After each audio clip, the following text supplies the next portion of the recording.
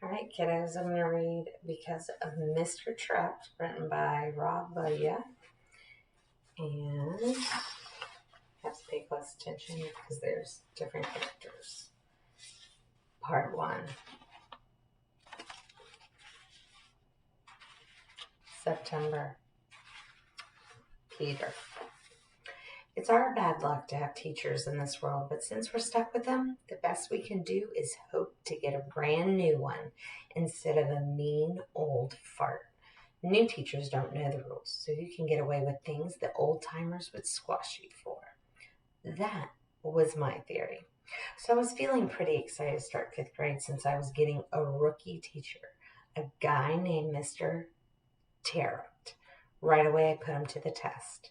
If the bathroom pass is free, all you have to do is take it and go. This year, the bathrooms were right across the hall. It's always been an easy way to get out of doing work. I can be really sneaky like that. I take the pass all the time, and the teachers never notice. Like I said, Mr. Terupt was a rookie, so I knew he wasn't going to catch me. Once you're in the bathroom, it's mess around time. All the other teachers on our floor were women, so you didn't have to worry about them barging in on you. Grab the bars at the top of the stalls and swing. Try to touch your feet to the ceiling. Swing hard. If someone's in the stall, it's really funny to swing and kick his door in, especially if he's a younger kid. If you scare him bad enough, he might pee on himself a little. That's funny. Or if your buddy's using the urinal, you can push him from behind and flush it at the same time. Then he might get a little wet. That's pretty funny too. Some kids like to plug the toilets with big wads of toilet paper, but I don't suggest you trying to do that. You can get in big trouble. My older brother told me his friend got caught and he had to scrub all the toilets with a toothbrush. He said the principal made him brush his teeth with that toothbrush afterward, too. Mrs. Williams is pretty tough, but I don't think she'd give out that kind of a punishment. I don't want to find out either. When I came back into the classroom after my fourth or fifth trip, Mr. Terupt looked at me and said, "Boy, Peter, I'm going to have to start calling you Mr. Peabody, or better yet, Peter the Peer. You do more peeing than a dog walking by a mile of fire hydrants." Everybody laughed. I was wrong. He had noticed. I sat down. Then Mr. Terupt came over and whispered in my ear, "My grandpa used to tell me to tie a knot in it." I didn't know what to do. My eyes got real big when he said that. I couldn't believe it. That didn't matter. Mr. Terupt just went back to the front board and the math problem he was going over. I sat there with my big eyes. Soon, a smile, too. "What did he say?" Marty asked. Marty's desk was right next to mine. "Nothing," I said. Ben and Wendy leaned across their desks to hear. They sat right across from us. Our 4 desks made up table number 3. Mr. Terupt called us by tables sometimes. "Nothing," I said again. It would be my secret. How cool was Mr. Terupt?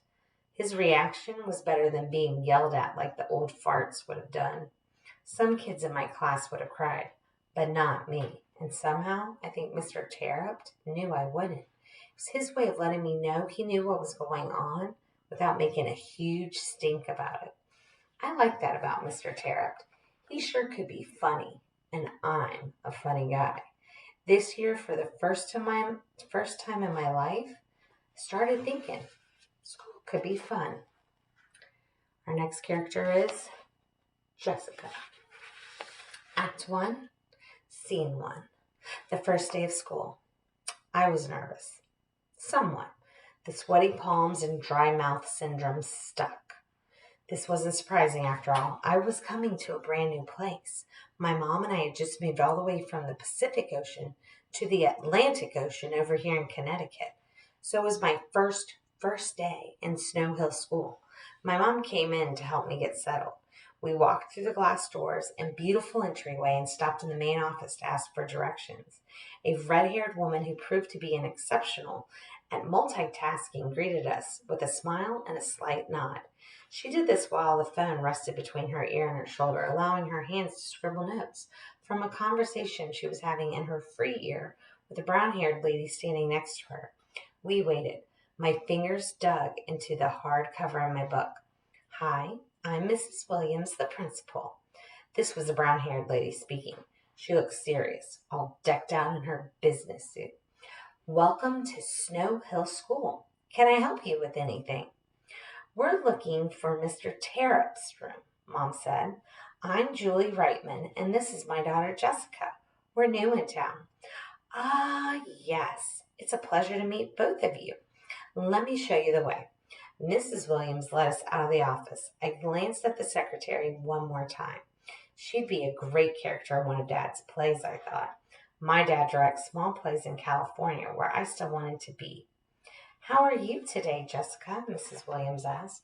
Fine, I said, although that wasn't really true. We followed Mrs. Williams across the lobby and upstairs in search of my new fifth grade classroom.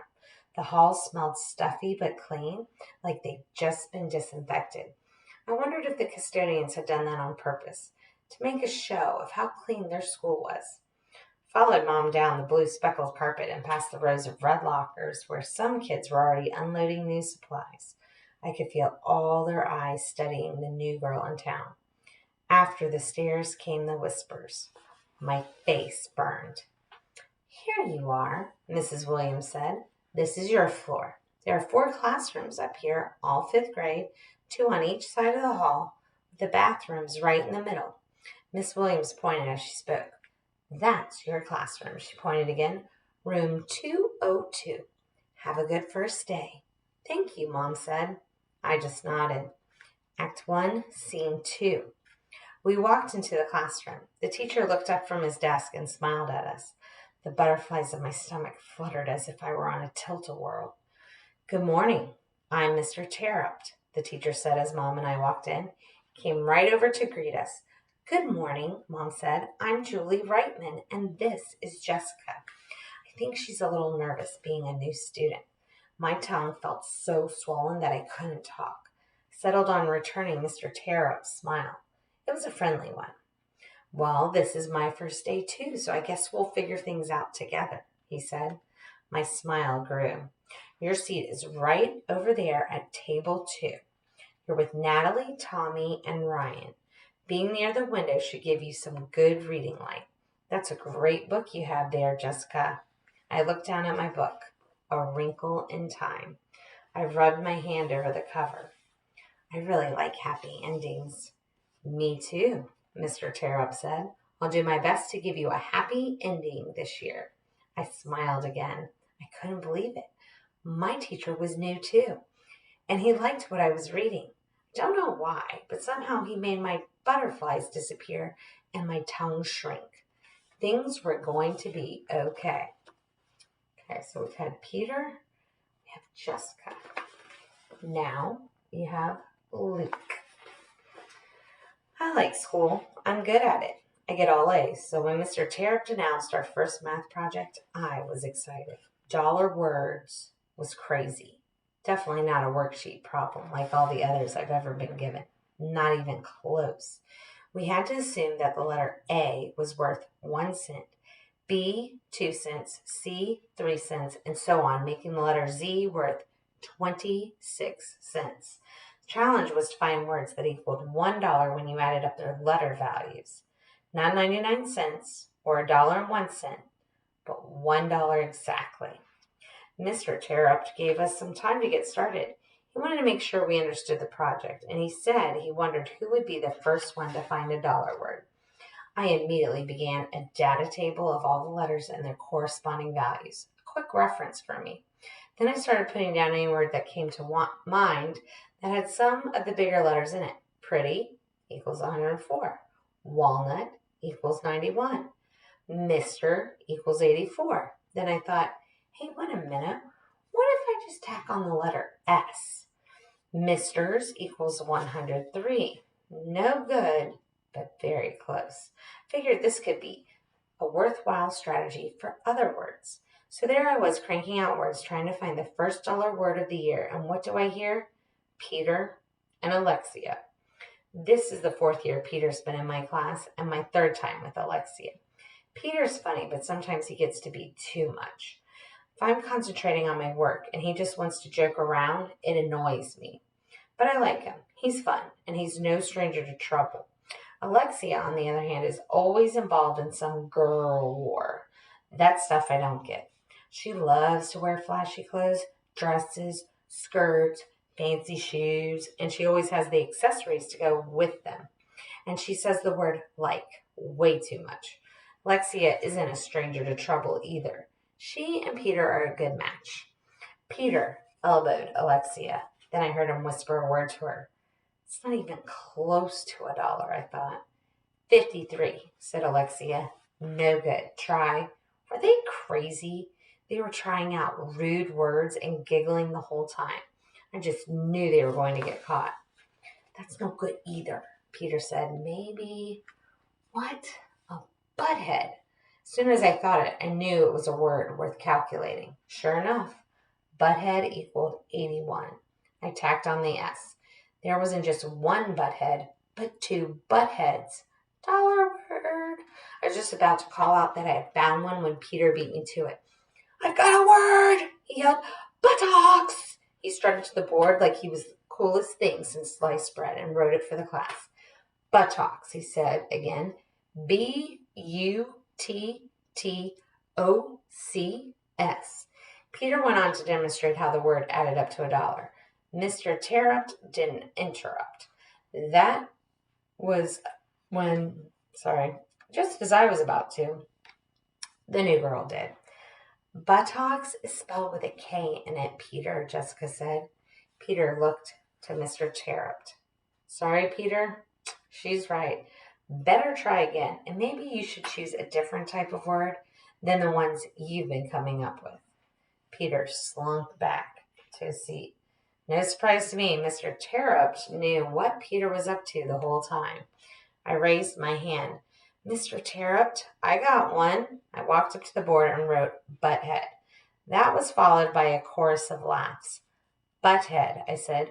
Butthead adds up to 81 cents.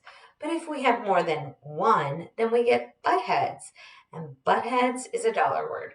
Just ask Peter and Alexia. Mr. Terupt snickered. That's enough, Luke. I must say this isn't a word I was expecting, but nonetheless, it's our first dollar word. Congratulations. Dollar Words was the best math project ever. We started it on a Wednesday, and worked for 3 weeks through trial and error, a few strategies that I learned along the way, and some helpful hints from Mr. Terupt. I broke the record for most dollar words. My final poster was covered with 54 of them. Mr. Terupt looked at my work and smiled. Luke, this is excellent. Dollar word. You are the dollar word champ. Alexia.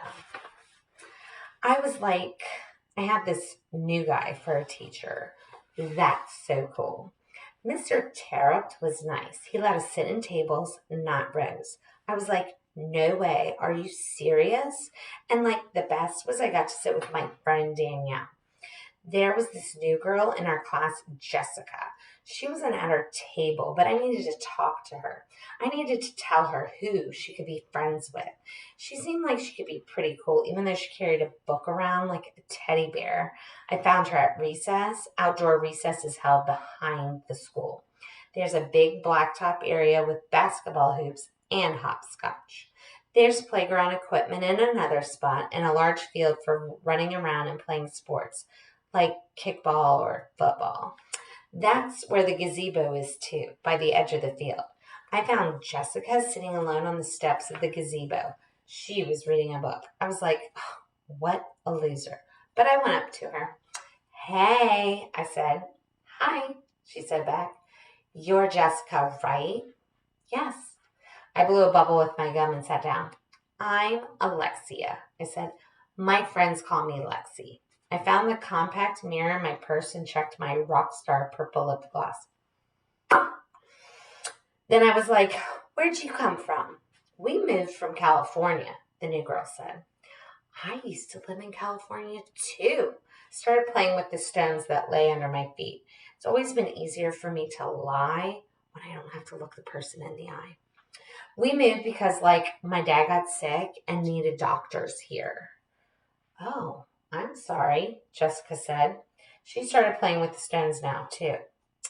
Listen, I said, you're new here, so let me help you out a little. If you want, that is. I snapped my gum. Sure, okay. I stopped playing with the stones and scooted closer to her. Do you want a piece of gum? No, thanks, she said. Of course not.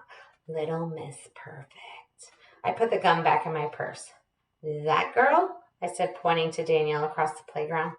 You can't miss her. She's the fat one. I laughed, but Jessica didn't. That's Danielle. Watch out for her. She's like somebody you don't want to be friends with. But don't you sit with her in class? I thought you were friends.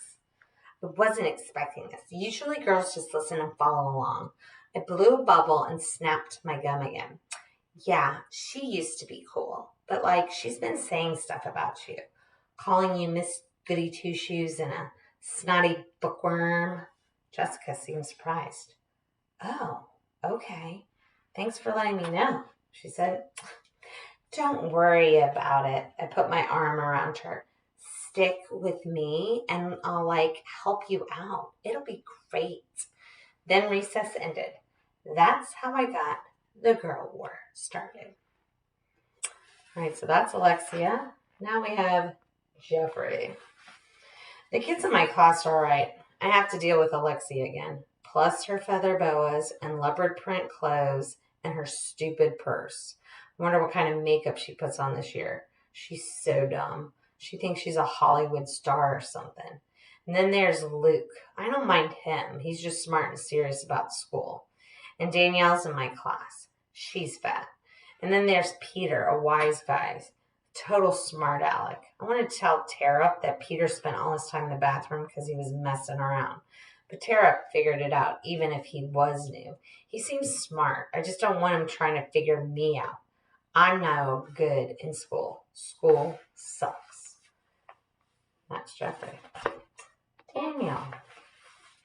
School wasn't so great. My teacher seemed pretty nice, and he could be funny too, but none of that matters when you don't have friends. Lexi had done this stuff to me before. One day she's my friend, then next she's not. I don't even know why. I'm not mean to her. This year was the worst, though. Things started out fine. Then one day after recess, Lexi started ignoring me, pretending I wasn't there. She would talk about things right in front of me and leave me out of the conversation. She started telling her stupid fat jokes. It was horrible. I cried at home a lot. I'm a little heavy. Well, bigger, I guess. I don't like saying I'm fat. I don't know why I am. I watch what I eat, and I don't have any more than any of the other girls do at lunch. Mom says I'll grow into my body. She's not fat. Neither is my brother Charlie, or Grandma, or Grandpa, or Dad. Grandma says, you've got to have some meat on your bones, girl. Yeah, Grandma, I think. So someone like Lexi can tell fat jokes about me? I don't say anything, though. Grandma just doesn't get it. Only Mom understands it, and I feel a little better when she reassures me that I'll thin out as I grow.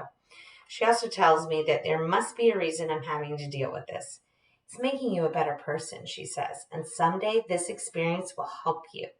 That's all great, but I wish I could grow into my body right now. We live on a farm. My mom grew up here. My grandma and grandpa live in their own house next to ours. They help us run the farm. So my grandma's around a lot, and she wanted to know what was wrong with me, why I was crying. Anytime I mentioned Lexi, she'd get all mad. I'm going to go into that school. Oh, and I'm going to fix that girl, she'd say. No, Grandma. Why are you even still friends with her? She doesn't know how to treat people well, especially a friend. It's not her fault, Grandma. It's this new girl's fault, I said, sticking up for Lexi the way I always do. A new girl that I just can't stand. If you keep telling yourself that, it won't ever get any better, Grandma said. She's a tough woman. The only time I've got friends is when I'm in Lexi's group. Nobody wants to be friends with a fat kid. I don't know what to do. Grandma said a prayer with me that night. We knelt by my bed. Dear God, please give Danielle the strength to stand up to those mean girls in school, or do what you can to teach Alexia a lesson. If you made her fat, that would be all right by me. I elbowed Grandma. Okay, she said. Just ask that you provide Danielle with some comfort and direction during these tough times. We pray for the good weather to hold up and for the farm. Amen. That's poor Danielle. Now you have Anna. I didn't say much at school, and I never raised my hand. That would have been an easy way for people to notice me, and I didn't want to be noticed. People can be real mean. That's something Mom warned me about, and my mom knows. Trust me. I don't have any close friends, and I wasn't looking for any. Mom was my best friend. Not getting noticed was never a problem for me before. I was always quiet, and I behaved, so the teachers left me alone. I kept my head down and looked at the floor a lot, but I'm a good observer. Mrs. Williams, our principal, winks whenever there's some big surprise coming. It's something I noticed a few years ago. If you keep quiet, you have time to look and listen and take things in. At the beginning of the year, the first thing you pay attention to is the classroom. We had a nice room, a big one. There was a whole wall of windows opposite the door. Mr. Terupt's desk was in the corner by those windows. The students' desks were arranged in 5 tables of 4. So right away I knew we had a teacher who was into teamwork and who probably didn't mind a little talking. Otherwise, we would have been in old-fashioned rows. The front of the room had the blackboard, and the back wall had a whiteboard. The last side of the room had all our cabinets and a sink, plus the drinking fountain. Most of the room was carpeted except for the side by the sink and fountain. Our door was next to the fountain. The other thing is, the bigger thing you pay attention to in the beginning is your teacher, especially if he's new, like Mr. Terupt. Right away, I could tell that he was a reader because there were books everywhere in our room. Mom liked that when I told her. Mom's a library assistant at another school. It's a good job. She has the same schedule I do, and it allows her to take some classes at night. She's studying art, something she missed out on when she was younger. She's really good at drawing and painting. Mr. Terupt was young and athletic looking. He didn't have any pictures around his desk, and he didn't wear a wedding ring. Miss Newberry from across the hall didn't have a wedding ring either. Neither did Mom. Mr. Terupt turned out to be different. He noticed me on the first day. It didn't matter that I wasn't raising my hand because he would say, "Anna, get ready. I'm calling on you next." Or if we were talking about something and there wasn't just one opinion, he would say, "Anna, what do you think?" He wasn't going to let me hide all year. This made me nervous. But in the end, it turned out to be a good thing. Okay. October. Peter. I never ever had something to do in school that excited me before, but the plant unit we did with Mr. T had me fired up. Got to grow these bean plants from seeds, and once they were big enough, we started doing different tests with them. Variables, Mr. T called them. First, we stuffed the plants in boxes with just a tiny hole in the side. We waited to see what the plants would do after a few days in the dark. Anna had a meltdown about it.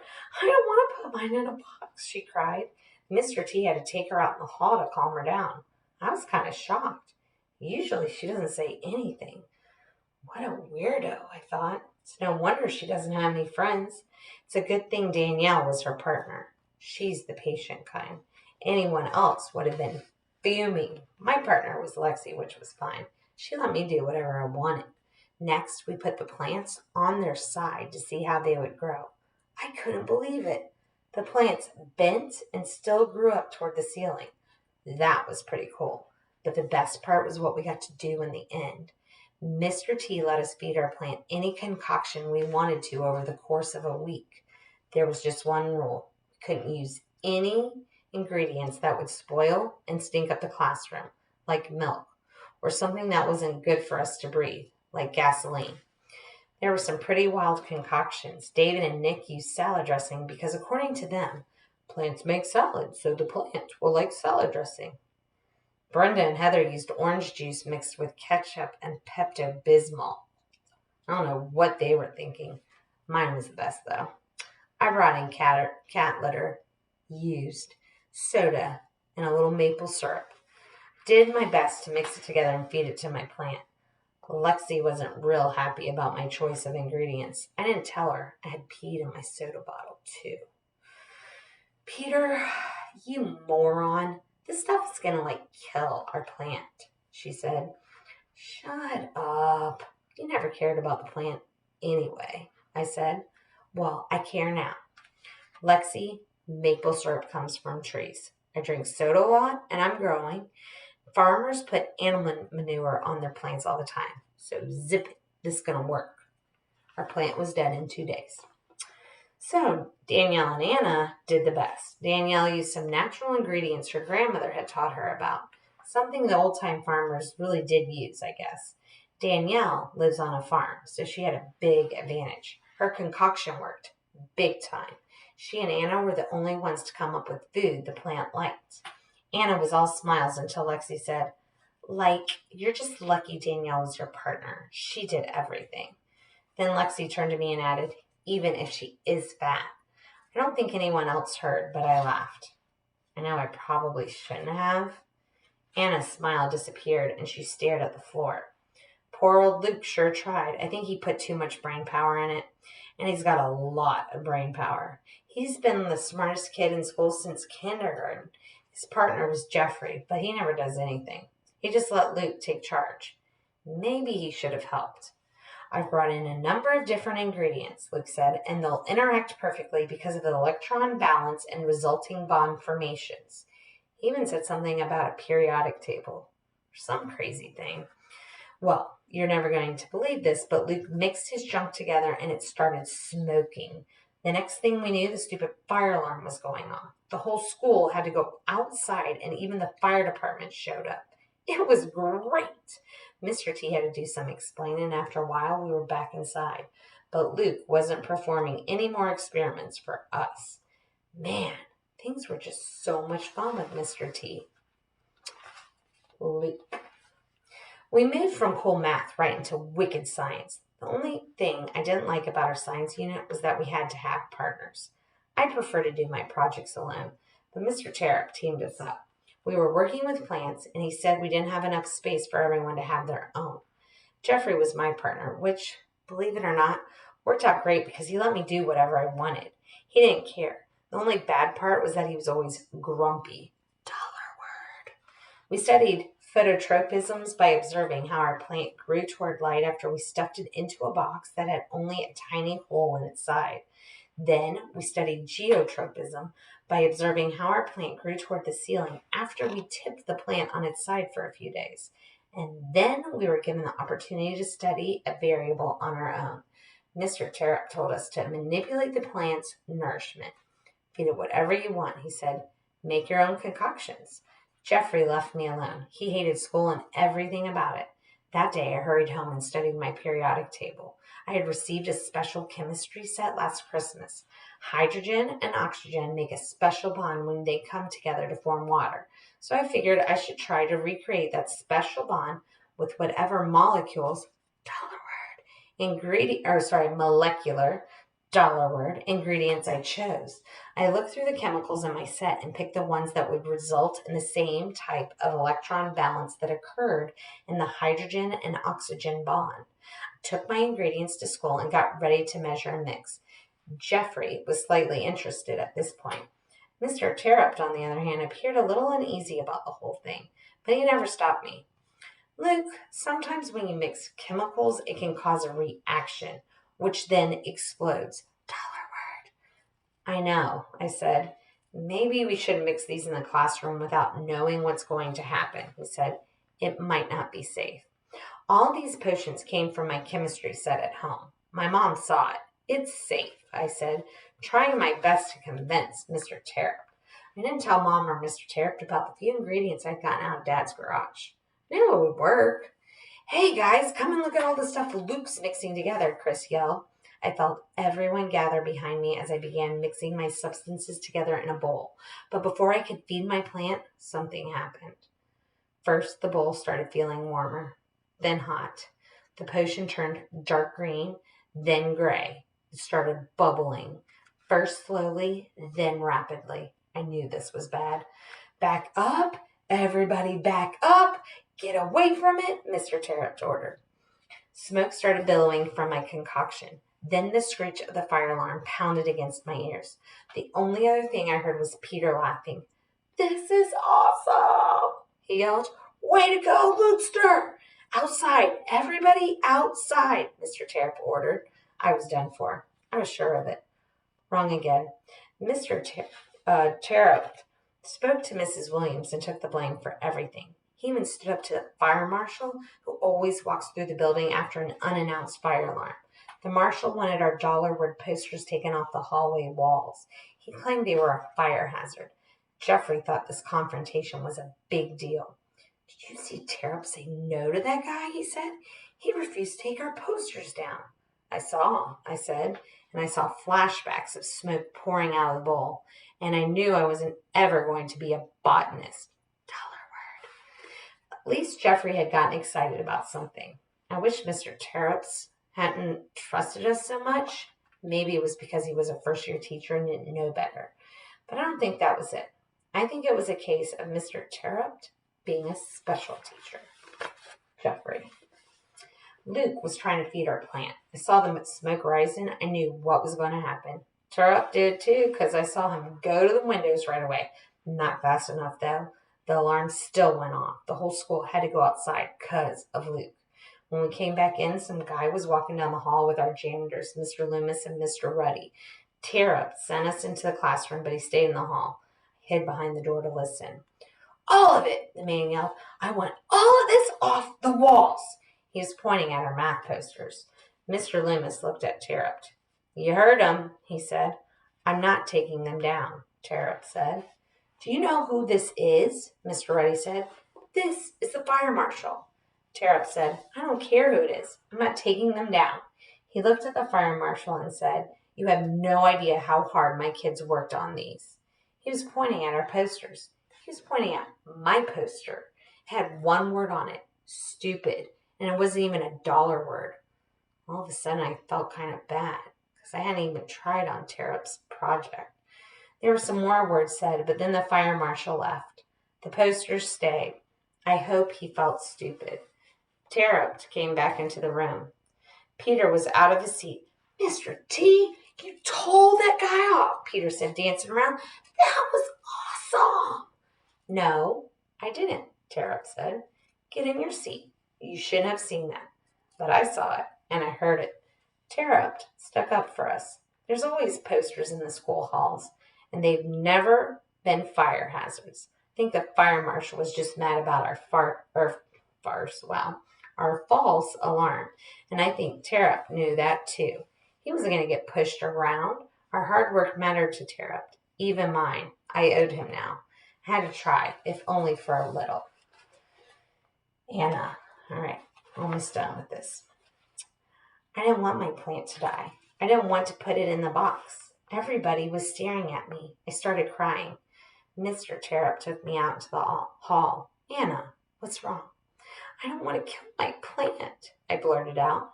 My back slid down the wall and I put my head in my hands. "We're not going to kill your plant." Mr. Terupt knelt down in front of me. "Yes, you are." I said, "if we put it in the box, it's going to kill it." "We'll take it out before it dies," he promised. "No, I don't want to hurt it." "Tell you what, Anna, let's do the experiments that are lined up for your plant. We have to, because Danielle is your partner and she needs to do the science too.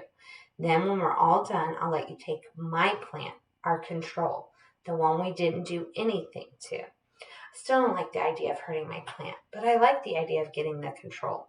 I think he saw my hesitation. "Plus, since you're working with Danielle, I have a feeling that your plant is actually going to be just fine." I don't know Danielle that well. She's never been in my class before. She seems nice. I like her. Sometimes she's friends with Alexia. I don't know why. I'm glad I'm partners with Danielle and not Alexia. I've never been in Alexia's class, but I can tell she's mean.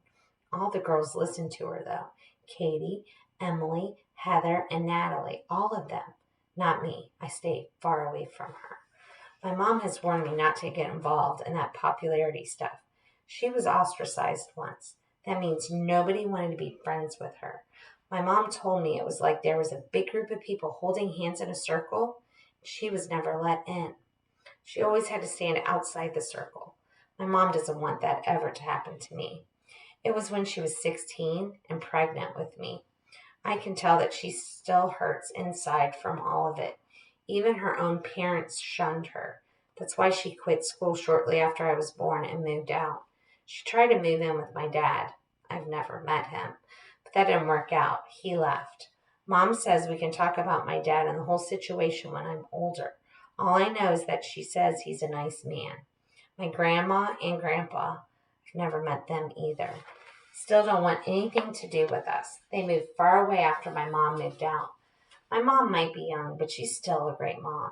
She's my best friend, and I love her. If you love someone, you don't quit on them just because they make a mistake. Mr. Terupt helped me stand up. Trust me on this one, he said. Be positive. We headed back into the classroom. My plant went into the box and came out a few days later, a little yellow and without a lot of new growth, but it was alive.